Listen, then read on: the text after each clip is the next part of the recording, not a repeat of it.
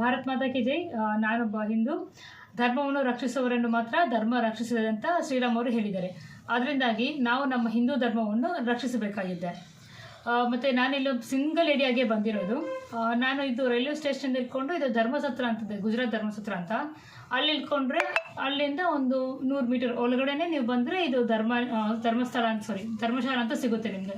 ನೀವು ಆರಾಮಾಗಿ ಇಲ್ಲಿ ಇರ್ಬೋದು, ಇಲ್ಲಿ ಪ್ರಾಬ್ಲಮ್ ಏನು ಇಲ್ಲ. ಸೊ ತುಂಬ ಸೇಫ್ಟಿ ಇದೆ. ಸೊ ನೀವು ನೀನು ₹1 ಕೊಡಬೇಕಾಗಿಲ್ಲ ಯಾವುದಕ್ಕೂ. ಊಟನೂ ಸಿಗುತ್ತೆ ನಿಮಗೆ. ನೀವು ಏನಿದ್ರು ಬೇಕಿದ್ರೆ ನೀವೇನು ಮಾಡ್ಕೋಬೋದು ಅಂತ ವ್ಯವಹಾರನೂ ಎಲ್ಲ ಮಾಡಿಟ್ಟಿದ್ದಾರೆ. ಇಲ್ಲ ನೀವು ಬಸ್ ಸ್ಟ್ಯಾಂಡಿಂದ ಬರ್ತಿದ್ದೀರಾ, ಸೊ ಅಲ್ಲೂ ಸಹ ನೀವು ಗುಜರಾತ್ ಸತ್ರ ಅಂತ ಇಟ್ಕೊಂಡ್ರು ಸೇಮ್ ಅದೇ ಬರುತ್ತೆ.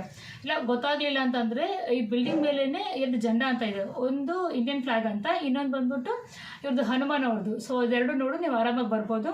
ತುಂಬ ಹತ್ತಿರನೇ ಇದೆ. ಸೊ ಇಲ್ಲಿಂದಾಗಿ ಹೆಂಗೆ ನೋಡ್ಕೊಂಡಿದ್ರು ಆರಾಮಾಗಿ ಪ್ಲೇಸ್ ಎಲ್ಲ ನೋಡ್ಕೊಂಡೆಲ್ಲ ಬರ್ಬೋದು ನೀವು. Today date and time? Today date time? ಇವತ್ತು ಬಂದು 2nd January 2026. ನಾನು ಬಂದು ಇವತ್ತಿಗೆ 2 ದಿನ ಆಗುತ್ತೆ. ಇವತ್ತು ಲಾಸ್ಟ್ ದಿನ ಆಗುತ್ತೆ ಬಿಡಬೇಕಿದ್ರೆ. ಮತ್ತು ನಾನು ಇವತ್ತಿಗೂ ಏನು ಕೊಟ್ಟೇ ಇಲ್ಲ, ₹1 ಕೊಟ್ಟಿಲ್ಲ. ಸೊ ನಾನು ಇದ್ದಿದ್ದೆಲ್ಲ ಸ್ಟೇ ಫ್ರೀನೇ. ನಾನು ಇಲ್ಲಿ ಊಟನೂ ಸಹ ಮಾಡಿದ್ದೇನೆ.